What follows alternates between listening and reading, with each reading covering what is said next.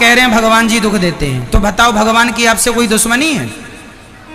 क्यों देते हैं भगवान? आप भगवान पर झूठा आरोप लगा रहे हैं। अच्छा बताओ, आपके जीवन में जो दुख आता है, संकट आता है, उसका वो कौन देता है?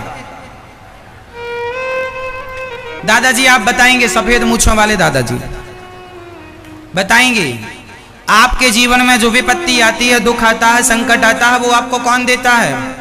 भगवान देते हैं? हाँ? आप मतलब स्वयं। ये समझदारी की बात हुई। हम लोग आरोप भगवान आपने दुख दिया, भगवान कभी किसी को दुख नहीं देते, भगवान कभी किसी को मुसीबत पर नहीं डालते। आपका अपना कर्म ही, आपके अपने अच्छे या बुरे कर्म ही आपको उसका फल प्राप्त होता है। जो आज आपके जीवन में विपत्ति है, संकट है, वो आपके किसी न किसी जन्म के कर्मों का दंड है। भगवान किसी को दुख नहीं देते, हर व्यक्ति अपने किए कर्म का फल भोगता। जैसी करनी। एक मैया बहुत मोटी थी। अरे महाराज, भगवान ने तो हमारे को मोटा कर दिया। दिन भर हलवा खाती है मैया, दिन भर पिज्जा बर्गर खाती है और कहती है भगवान ने मोटा कर दिया। खाने में कंट्रोल नहीं है खुद का, और आरोप भगवान को कि भगवान ने मोटा कर दिया। हर व्यक्ति अपने दुख का जिम्मेदार स्वयं है। खाने में कंट्रोल क्यों नहीं है?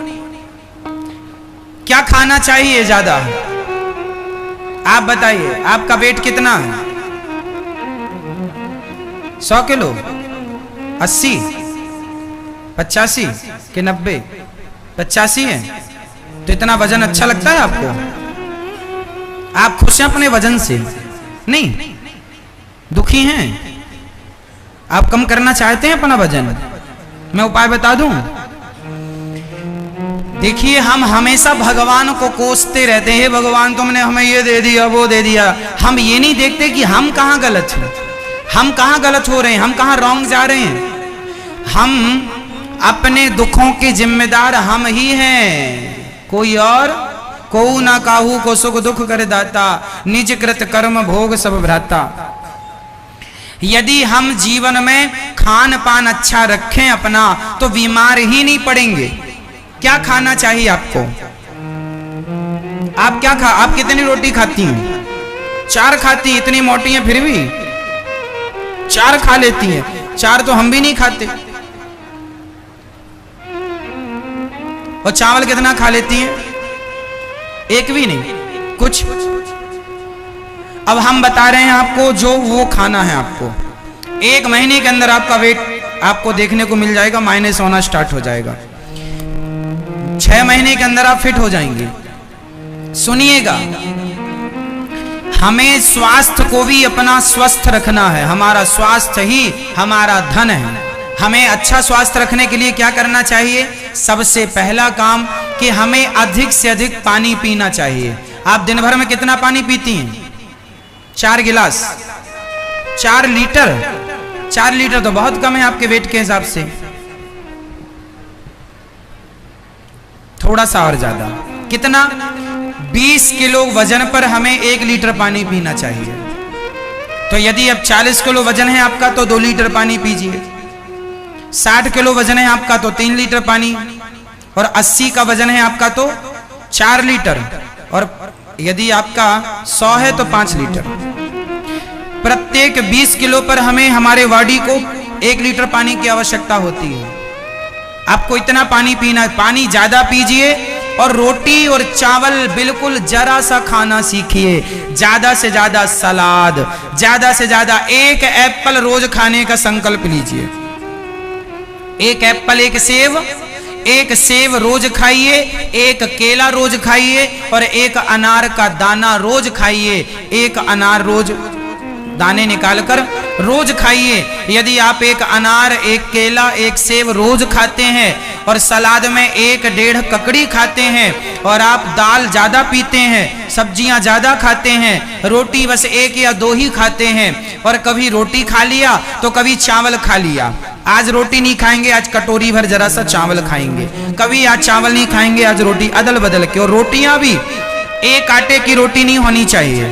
आटे में गेहूं का आटा, सिंघाड़े का आटा, और उसमें चने का आटा, उसमें जवार का आटा, वो आता मक्का, क्या बोलते हैं, मक्के का आटा है ना, मक्के का भी आटा होता, मक्के का आटा है ना, बाजरे का आटा। ये सारे आटे हमें मिलाना चाहिए, और मिलाकर जब आप वो रोटी खाएंगे ना तो वो ज्यादा हेल्दी होगी।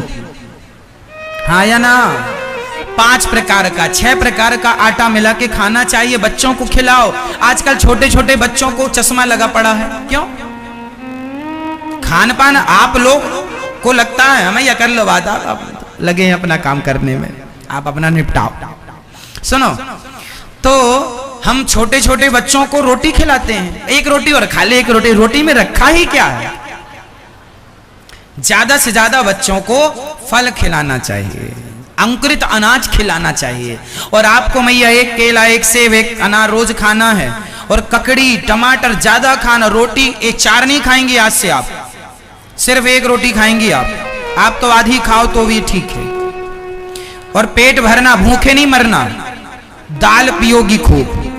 दाल कितने प्रकार की होनी चाहिए? आज हमने ये दाल बनाई, कल हमने अदल बदल के दालें घर में बनानी चाहिए। आज ये दाल बनाई, कल वो दाल बनाई, परसों वो दाल बनाई। तो सारी, कुछ प्रोटीन इस दाल में होते हैं, कुछ प्रोटीन उस दाल में होते हैं, कुछ विशेषक पोषक तत्व इस दाल में होते हैं, कुछ उस दाल में, मिक्स करके हमें करना। मैं 5 प्रकार की दालें रोज बनवा के खाता हूँ। सिर्फ दाल पीता हूँ, दाल पीता हूँ, सब्जी खाता हूँ, फल खाता हूँ, सलादें खाता हूँ, और जल पानी पीता हूँ, दूध पीता हूँ, बस। बाकी मैं रोटी चावल तो ना के बराबर ही खाता हूँ। इसलिए देखिए, आपके बीच में हमेशा भगवान ने शरीर दिया है तो उसे स्वस्थ रखना हमारी जिम्मेदारी है। ईश्वर ने शरीर दे दिया, अब आप बना लो, बिगाड़ लो, मर्जी आपकी। आप लोग उल्टा, आप लोग रोटी 10-10 खा जाते हैं, रोटी खाएंगे, रोटी खाएंगे, रोटी खाएंगे, चावल ही चावल खा रहे हैं, इतना भर भर के चावल खा रहे हैं। कुछ लोग तो चावल ही चावल खाते हैं। अरे दालें ज्यादा खाया करो। क्या ज्यादा खाना है? चलो बोल दो, ज्यादा क्या? दाल ज्यादा, सब्जियां ज्यादा खाओ। और आटा भी कितने प्रकार का मिला के खाएंगे? रोटी स्वादिष्ट के स्वादवाद के चक्कर में ना पड़ा करो। 5 प्रकार का आटा मिला के रोटी बनानी चाहिए मैया, हाँ या ना? सिंघाड़े का आटा भी जरा मिला लिया करो। मक्का बहुत फायदा करता है, मक्के का आटा बहुत।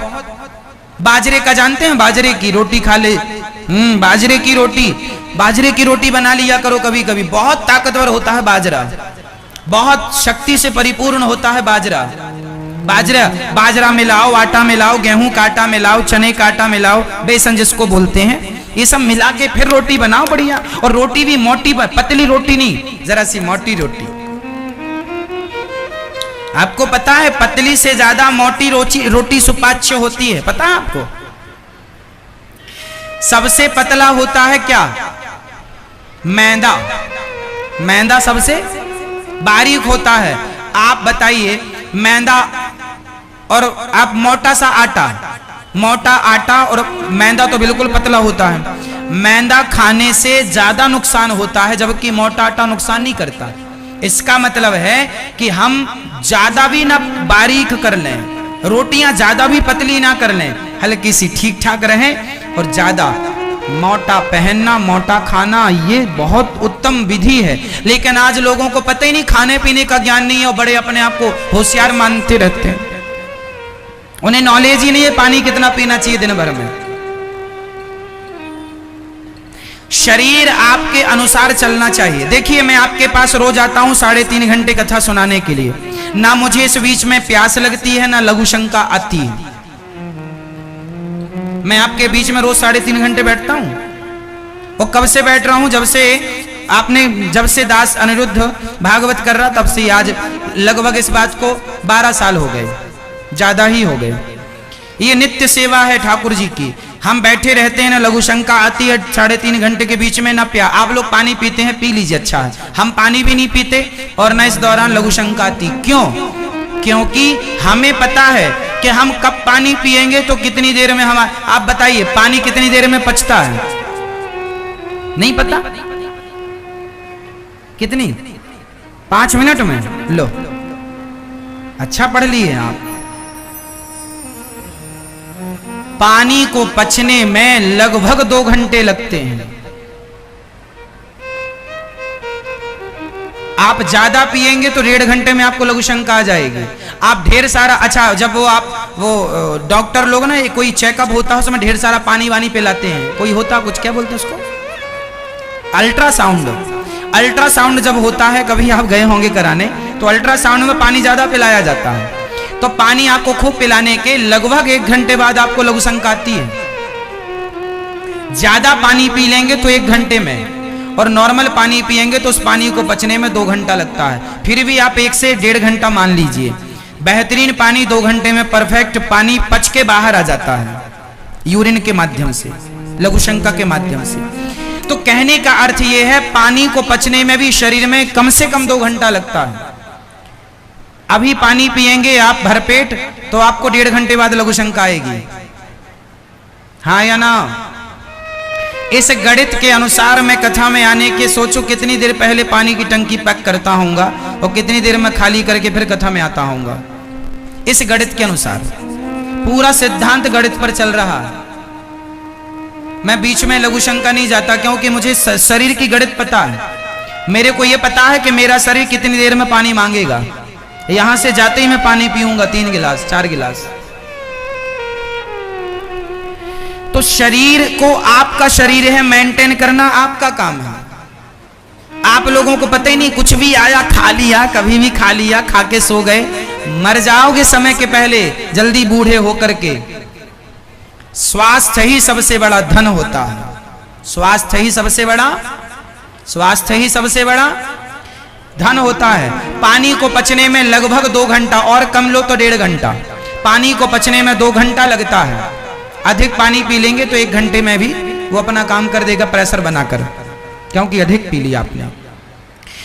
पानी को पचने में 2 घंटा। अच्छा बताइए, भोजन को पचने में कितना घंटा लगता है? बताइए, आपका किया गया भोजन कितनी देर में पच जाता है? बोल दो फटाफट। 6 घंटा। गलत बोल रही है मेरी माँ, आप लोग भी मन लगा के बोलते हैं।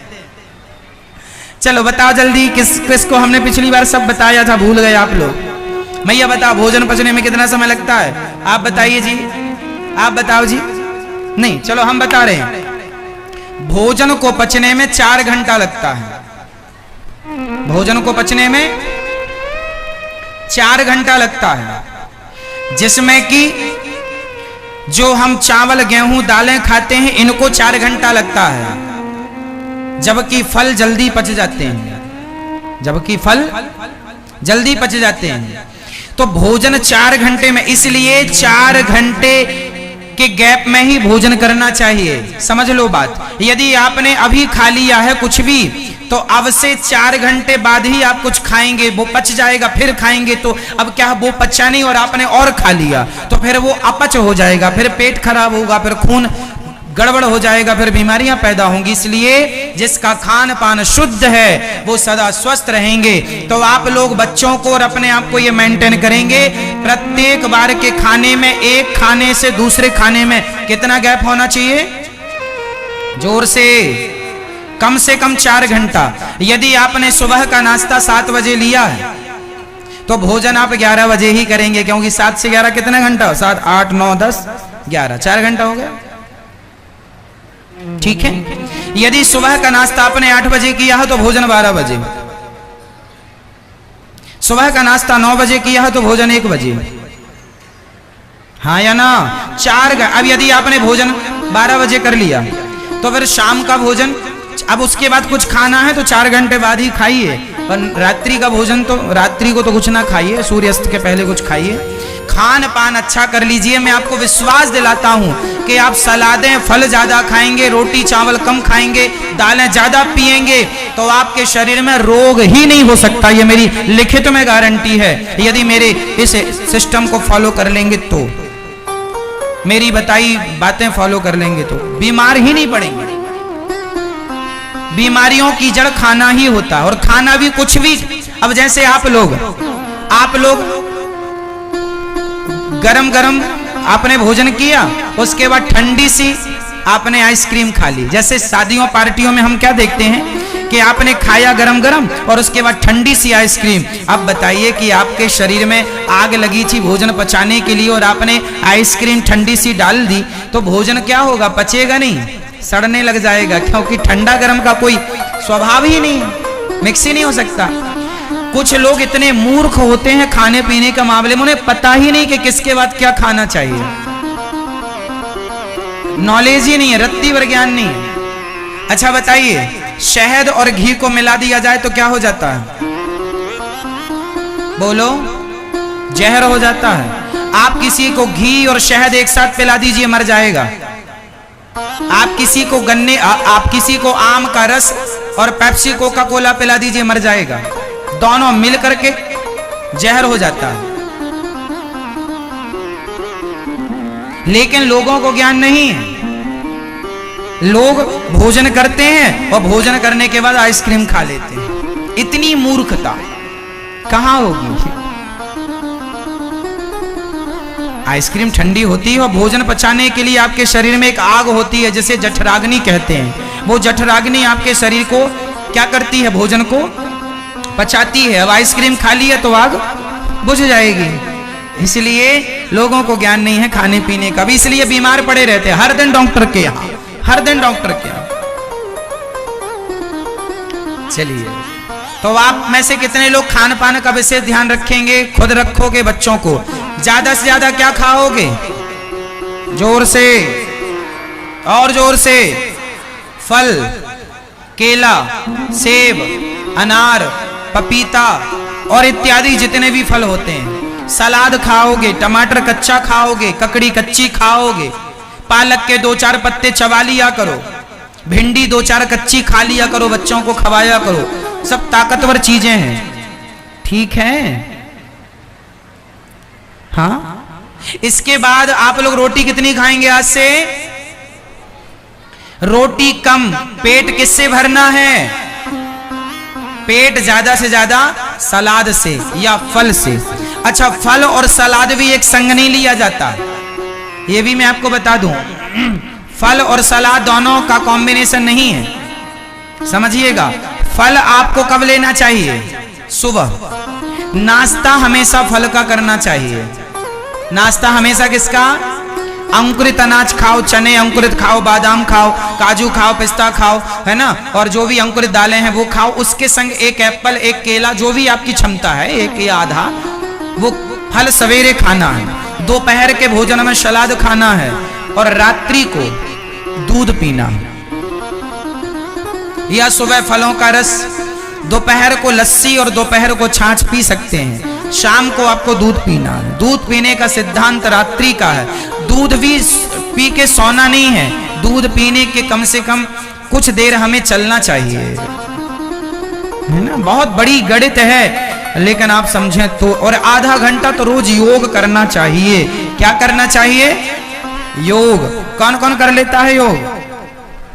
आप शीर्षासन कौन कौन कर लेता है? शीर्षासन कर लेते हो, हाँ या ना? ये दास अनिरुद्ध शीर्षासन रोज करता है। हम शीर्षासन में भी 4 आसन करते हैं। आसन शीर्ष है, उसी शीर्षासन में हम पद्मासन लगा लेते हैं। उसी शीर्षासन में ही ये शीर्षासन, आप एक ही शीर्षासन में 4 आसन हम कर लेते हैं।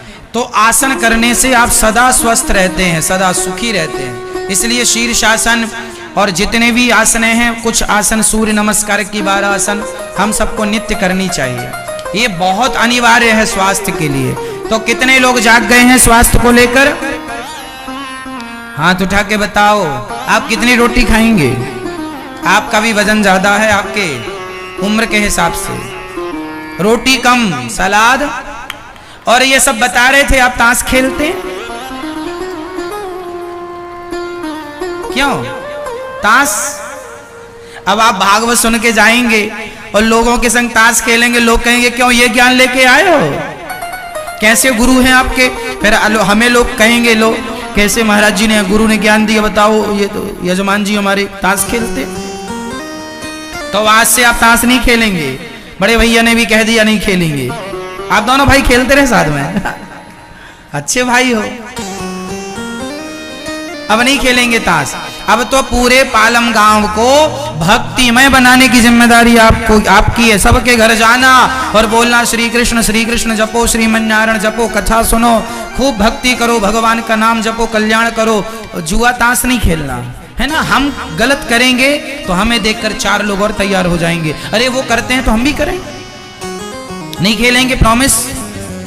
सही। मैया से पूछता रहूंगा मैं फोन लगाकर, मैया फोटो भेज देना मेरे पास, यदि ये ताश खेलते कहीं बैठे दिख जाए आपको, तुरंत फोटो खींच के भेज देना हमारे पास।